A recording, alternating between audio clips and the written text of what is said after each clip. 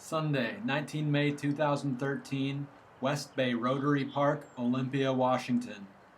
Confronting the Climate Crisis, a project of the Olympia F.O.R, along with the Backbone Campaign, Idle No More Seattle, and many others, gathered to celebrate the water, land, and air.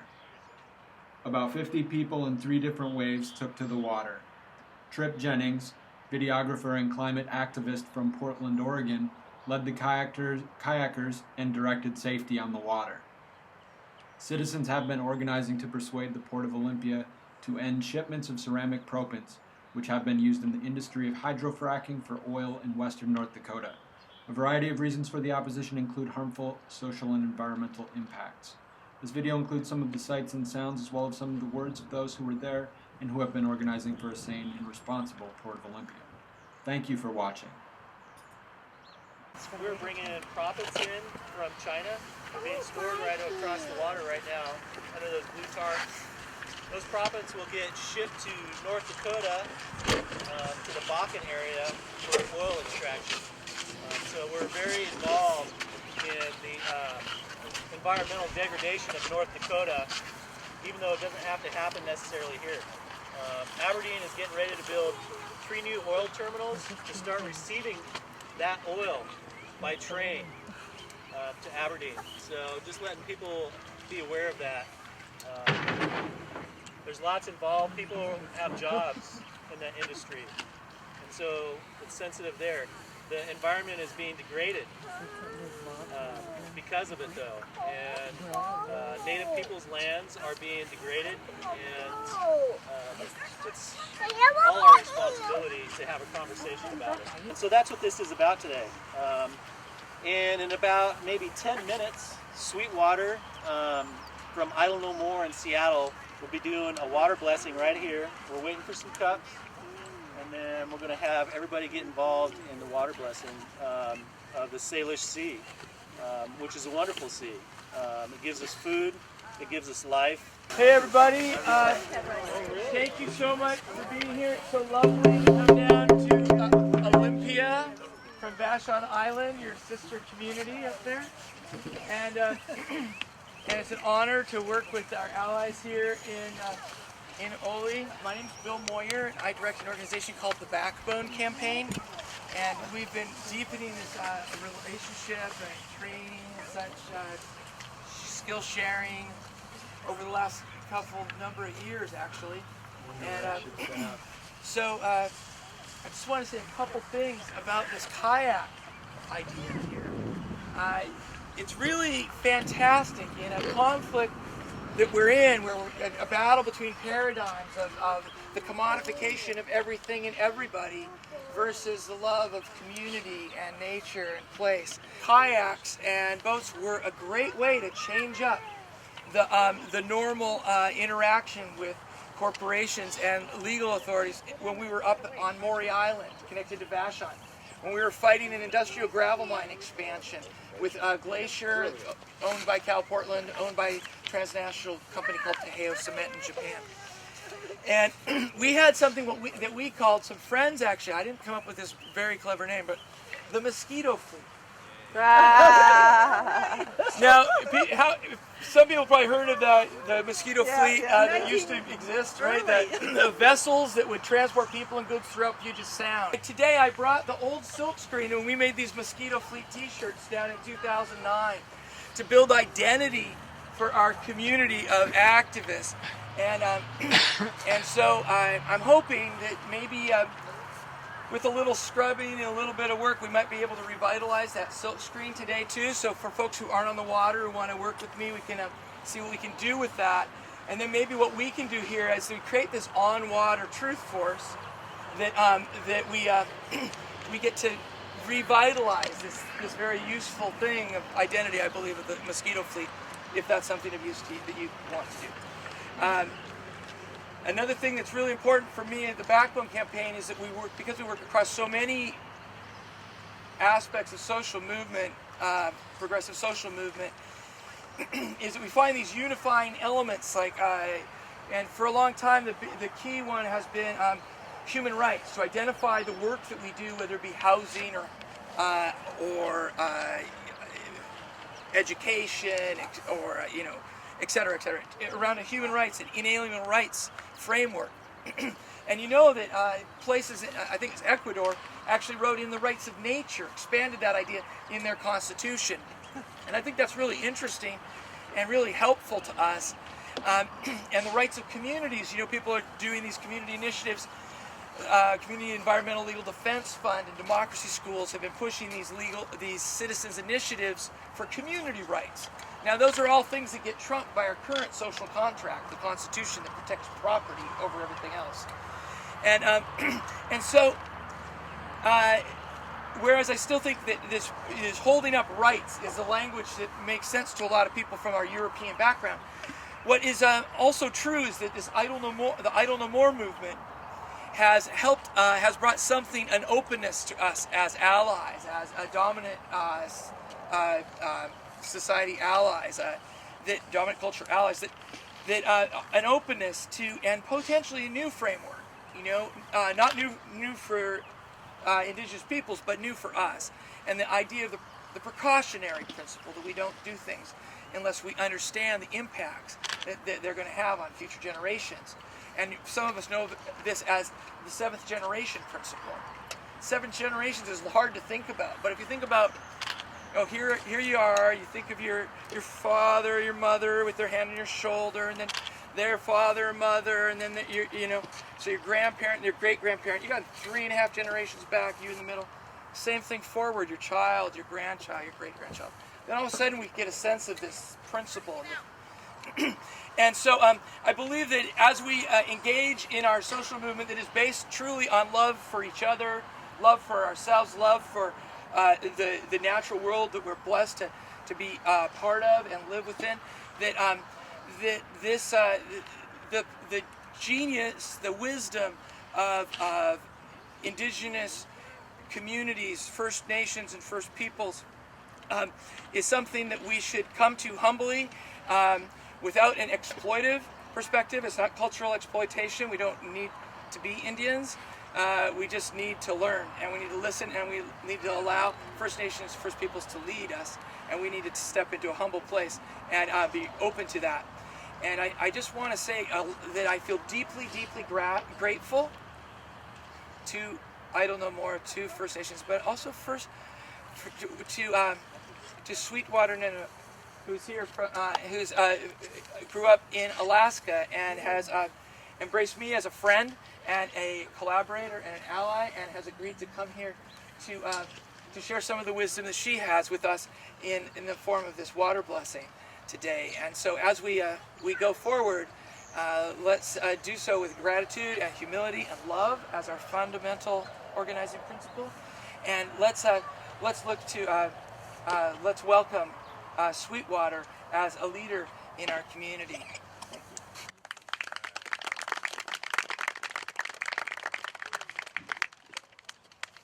Gunafchish dikian kawu, Gunafchish hashagenya, Gunafchish hashuka, yayagi, Gunafchish, Squaxin Island Nation, Ha'ani.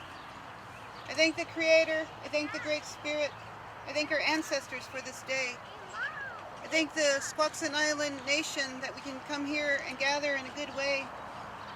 For we come here in one mind, one body, one spirit. And we're all here to hold each other up, lift each other up, to continue this work, to be strong, to help protect the earth. I thank you for the organizers, for Bill and for Dean inviting me here. Thankful for each and every one of you, from the eldest to the youngest, to come and stand together and united. For what we're doing here today, it's not for us. It's for our children and our children's children. And I agree with Bill and many of our elders that have taught us that we're doing this to help for the next generations, the 7 generations that will come after us. That we all have a right, and they have a right to clean water, clean air, new and sustainable energy, resources. A better life. We have a right, sovereign rights to protect our lands as Indigenous people. And what's happening in Canada Bill C-45, that's affecting us all here, not just here, but globally. Those tar sands are coming here, that oil's coming through our waters, thousands of ships. Tar sands that's being refined here. And also we're taking a stand against the coal trains. So, idle no more, it's not a new thing. It's been a 500-year resistance, ongoing. Ever since, with our people, it's been the papal bulls that were signed and implemented in 1452, 1493, of which the doctrine of discovery was based on. And that, many of these Christian European nations said they had the right to take away our land, that we were savages, that they had a right to exploit it, to change our life and our lifestyle, our way of living. That is based on greed and has continued this struggle. And I'm just thankful for you as allies to stand with us in a good way. There's many prophecies that people would come together, all the races would come together and help each other, to help save the earth, to help save our lives, our children, our waters, our lands. And there's a better life, and we're envisioning that here today. We're praying for that. And part of the work I do is Idle No More. I organize a lot of Idle No More events in Washington, in Seattle, and I invite my allies to join. You're all welcome to join us there. Some of the work and a lot of the work before we get started has a spiritual foundation. And in our culture, that's what is most important. The spiritual work is done first. And so one of the things we've incorporated that's been revived among the Coast Salish people is a water blessing ceremonies. And last time I was here in Olympia, that was done here on the canoe journey. And so I hear a lot of our brothers and sisters up in north continue this work too.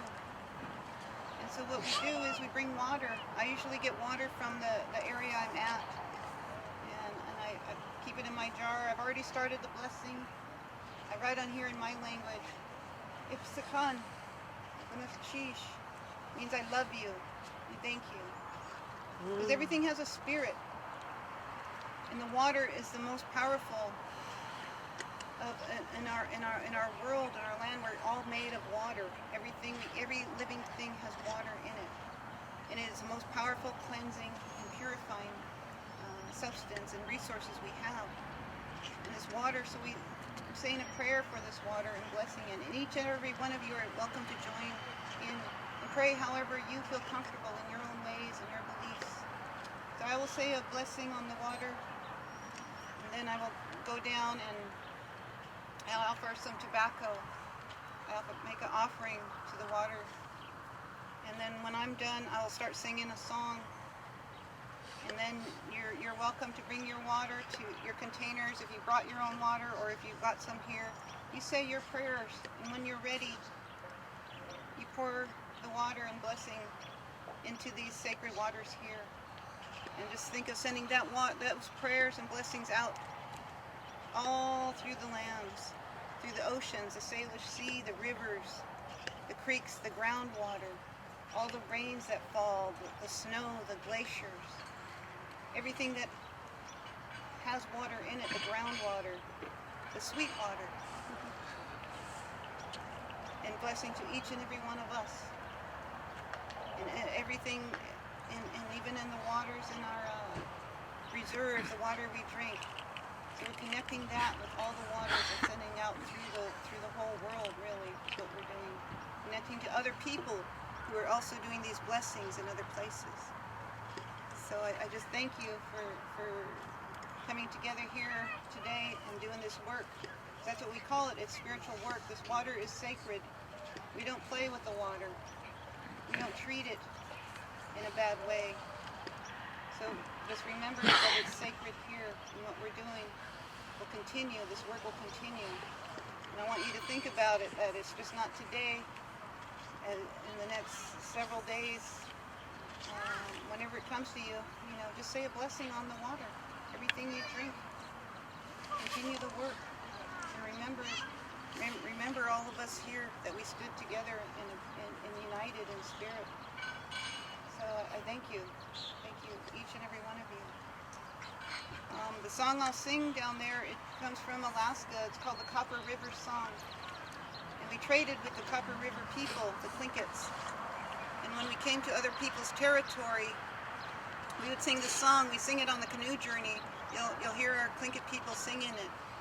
And what it means is, so like what we used to do when we came to a potlatch in another territory, we would come on our canoe and we'd sing the song until they acknowledged us and invited us in.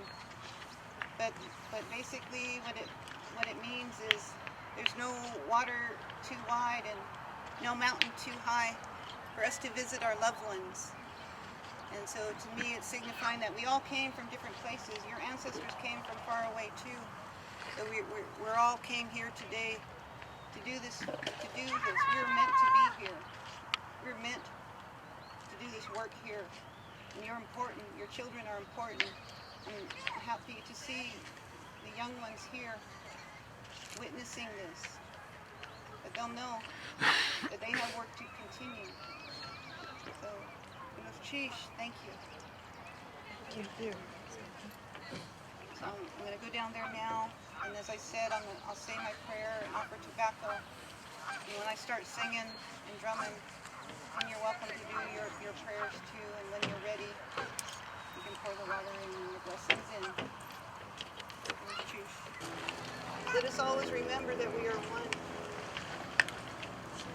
The blessing upon this water here, blessing upon our prayers as we pour it into this sacred water. That this work will continue.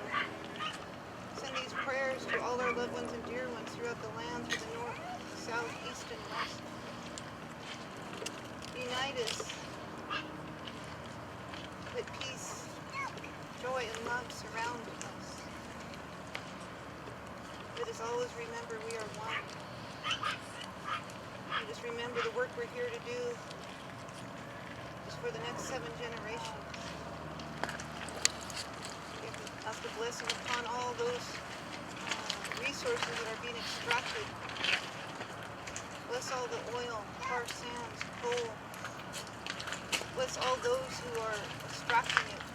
Corporate leaders, the governments. Bless every home, everywhere they go, their workplace, all their equipment, the trains, the ships. Ask a blessing upon all those people who are called to work on those resources. Shine your truth and light upon us. And we can come up with better ways and resources for our children and our children's children. We thank you this day. Ask a blessing upon this tobacco as I offer it. Send these prayers out. And unite with all our brothers and sisters throughout the lands who are also doing blessings and prayers today, who are dancing and singing, who are remembering who they are and why they are here. Chish. Ikiam kawu khadahi. Ha'ayi ha'isha du sadaikiya yati. Lagakhlasayi iayi sayi. Dahakagu katlaki kadei. Lagakkunach iayi yakubach dusitiya daye. Sha'awi dikiya huhan. Hajitiya yaya gikatli. Hach a na u hach uske Sheha shigudi kuhan katling kagi Katsua hasane kuhan Diyi an kawu jita Iya ye katia kagi kade Ka ikatsini Katsui katsani Ikia cha'a saku Chish dikian kawu Chish hashagin. Chish hashagin. La'eh sati. Ikatu.